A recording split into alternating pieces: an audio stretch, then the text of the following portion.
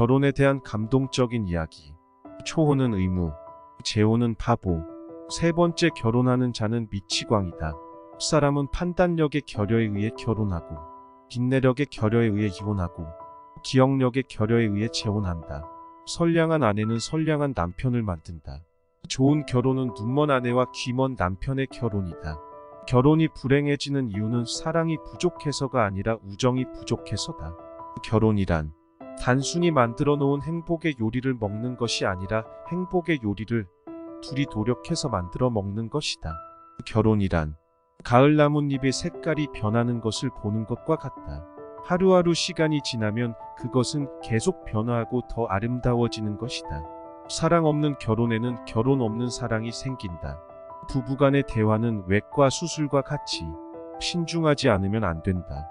어떤 부부는 정직이 너무 지나쳐 건강한 애정까지 수술을 하여 그로 인하여 죽어버리는 수가 있다.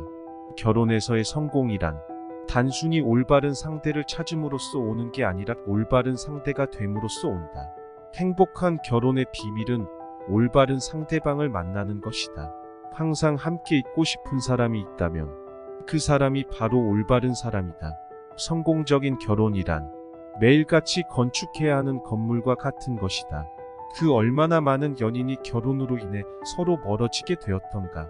남자는 좋은 아내를 얻으면 행복한 사람이 되고 착한 아내를 얻으면 철학자가 된다. 결혼의 아름다움은 처음 시작부터 보이는 것이라기보다 시간이 흐르며 사랑이 자라고 성숙함으로써 알 수 있는 것이다. 진실하게 맺어진 부부는 젊음의 상실이 불행으로 느껴지지 않는다. 왜냐하면 같이 늙어가는 즐거움이 나이 먹는 괴로움을 잊게 해주기 때문이다. 결혼을 한다는 것은 당신의 권리를 반감시키고 의무를 배가시키는 것이다. 한 번에 제대로 된 결혼을 하는 일이 결코 쉽지 않다. 연애가 결혼보다 즐거운 것은 소설이 역사보다도 재미있는 것과 같은 이유다. 아내로 하여금 남편이 집에 오는 것을 즐거워하도록 만들어라. 그리고 남편이 떠나는 모습에 아내가 슬퍼하도록 만들어라. 성공적인 결혼 생활을 하려면 여러 번 사랑에 빠지는 것을 필요로 한다. 항상 똑같은 사람과 여러 번. 착한 아내와 건강은 남자의 가장 훌륭한 재산이다.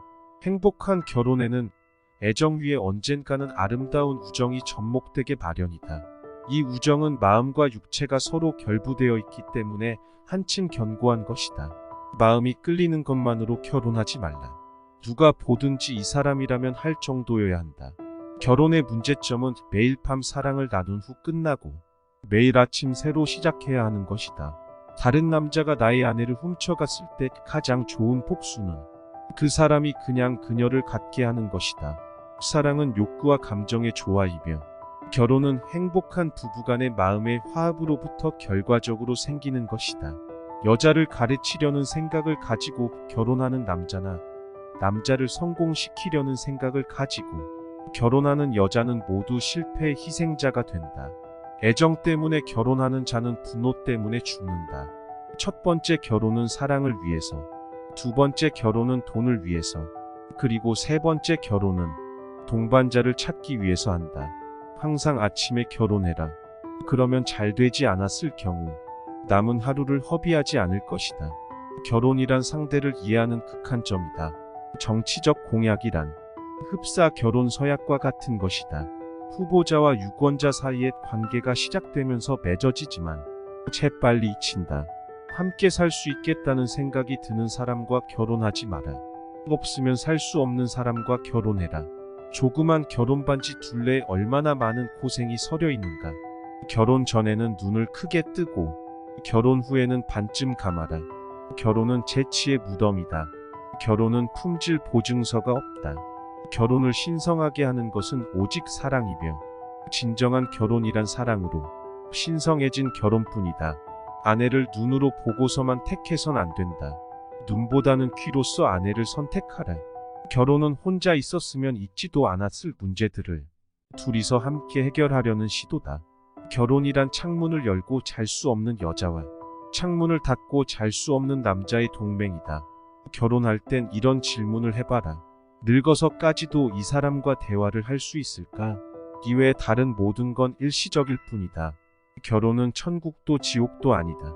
그저 연옥 정도 된다. 어리석은 자는 아내를 두려워하고 어진 아내는 남편을 공경한다. 결혼은 두 사람의 결합이다. 그중 한 명은 절대 기념일들을 기억 못하며 나머지 한 명은 절대 기념일들을 잊지 않는다. 부부란 쇠사슬로 묶인 죄수이다. 따라서 부부는 발을 맞추고 걷지 않으면 안 된다. 어울리는 결혼을 원한다면 대등한 사람과 하라. 결혼은 새장과 같다. 새장 밖의 새들은 안으로 들어오려고 애쓰며 새장 안의 새들은 밖으로 나가려고 발버둥 친다. 결혼만큼 본질적으로 자기 자신의 행복이 걸려있는 것은 없다. 결혼 생활은 참다운 뜻에서 연애의 시작이다. 결혼이란 필요에 쫓겨서 서로를 속이는 예술이다. 외로움을 피하려고 결혼하는 자는 만족한 해결을 갖지 못할 것이다.